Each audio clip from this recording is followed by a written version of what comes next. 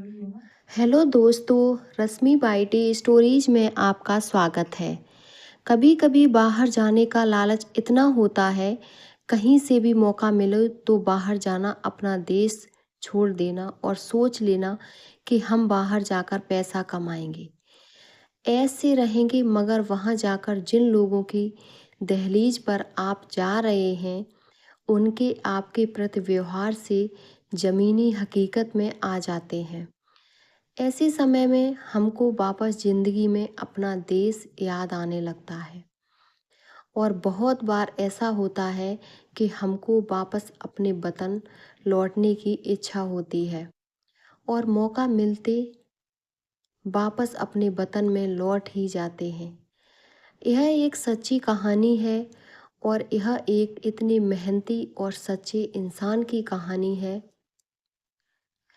जिन्होंने अपने मेहनत और बलबूते पर बहुत कुछ हासिल करा है। उन्हीं की जुबानी मेरी उम्र 65 साल की थी और दिन गरीबी में ही गुजर रहे थे।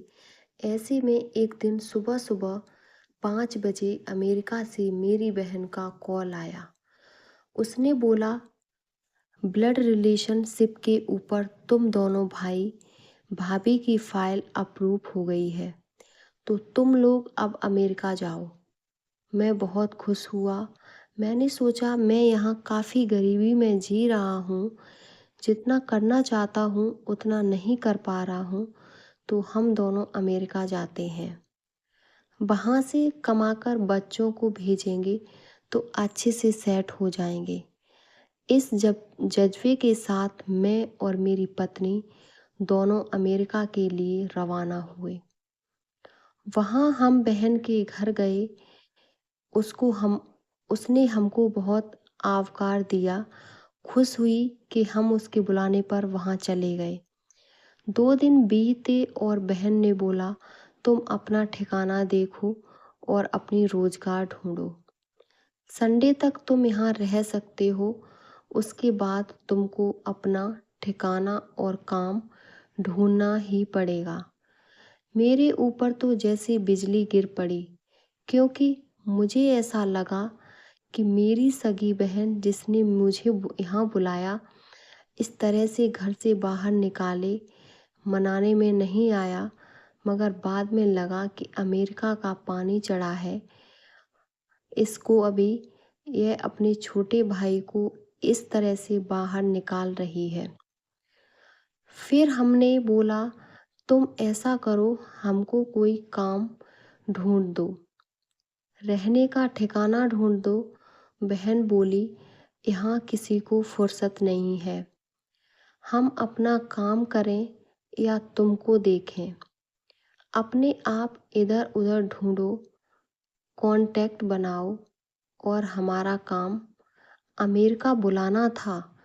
हमने तुमको बुला लिया है, अब आगे तुम अपनी तरह से देखो क्या करते हो। हमने सोचा, मंदिर जाते हैं, दर्शन करते हैं, फिर सोचेंगे क्या करना है। वहाँ पर सब धर्म मंदिर सर्वधर्म मंदिर एक ही होता है। एक ही परिसर में बहुत सारे मंदिर होते हैं। तो हम मंदिर जाकर के दर्शन करके बाहर निकल रहे थे, तो हमें एक सरदार जी मिले। बड़े अच्छे से दिख रहे थे। बोले, भाई कहाँ से आए हो? हमने कहा, इंडिया से। इंडिया से गुजरात से आए हैं। थोड़ी देर बात करी उनसे, और बात बात में उनसे पूछा कि यहाँ कहीं रहने का ठिकाना और काम मिलेगा। तो उन्होंने कहा, दूसरी जगह क्यों जाते हो, तुम मेरे होटल में आ जाओ। होटल मतलब धर्मशाला कह लीजिए, जहाँ रहने खाने की सुविधा होती है। हमने सोचा कि मरता क्या ना करता, चलो अपन वहाँ चलते हैं। हम दोनों जने उनके साथ में उनकी होटल पर गए। इनसे काम पूछा, क्या काम करना होगा और पगार क्या होगा।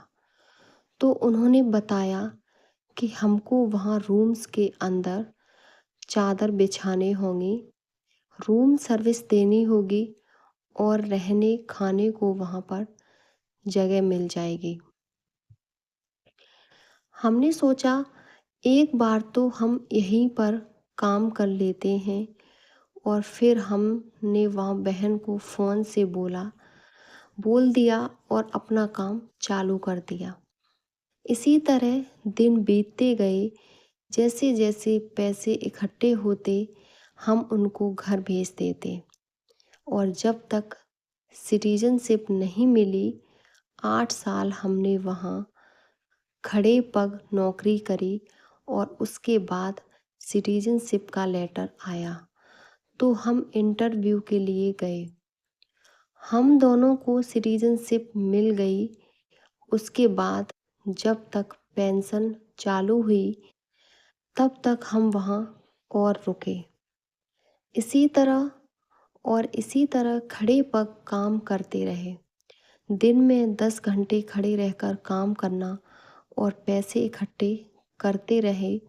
और जिस दिन पेंशन चालू हुई उसके दूसरे दिन मैंने मेरी पत्नी से बोला, चलो अपन वापस इंडिया चलते हैं। बस अपना काम खत्म हुआ, अब अपन यहाँ के सिटीजन हो गए हैं तो अपने बच्चों का भविष्य सुधार सकते हैं। इस तरह हमने करीब 7 करोड़ इकट्ठे करके घर पर भेजे, बच्चों को भेजे। उन लोगों ने घर दुकान सब सेट किया और हम लोगों को बोला, पापा मम्मी अब वापस आ जाओ, बहुत हुआ, अब अपने इतने पैसे के साथ में मिलकर के अपना काम कर लेंगे और अच्छी तरह जी लेंगे। मैं मेरी पत्नी को बोला, अब लौट चलें, मेरा देश बुलाए। और हम दोनों वापस भारत गुजरात आ गए। यहाँ आकर ऐसा लगा जाने जाने स्वर्ग में आ गए हों।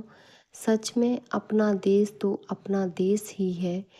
गरीबी में भी भले ही अपना देश में रहो तो बहुत अच्छा, और दूसरे देश में रहो तो पैसा तो मिलेगा पर संतोष नहीं मिलेगा। उम्मीद करती हूँ मेरी कहानी आपको पसंद आई होगी। अपना विचार कमेंट बॉक्स में ज़रूर बताएं और हमारे चैनल को सब्सक्राइब करें। धन्यवाद।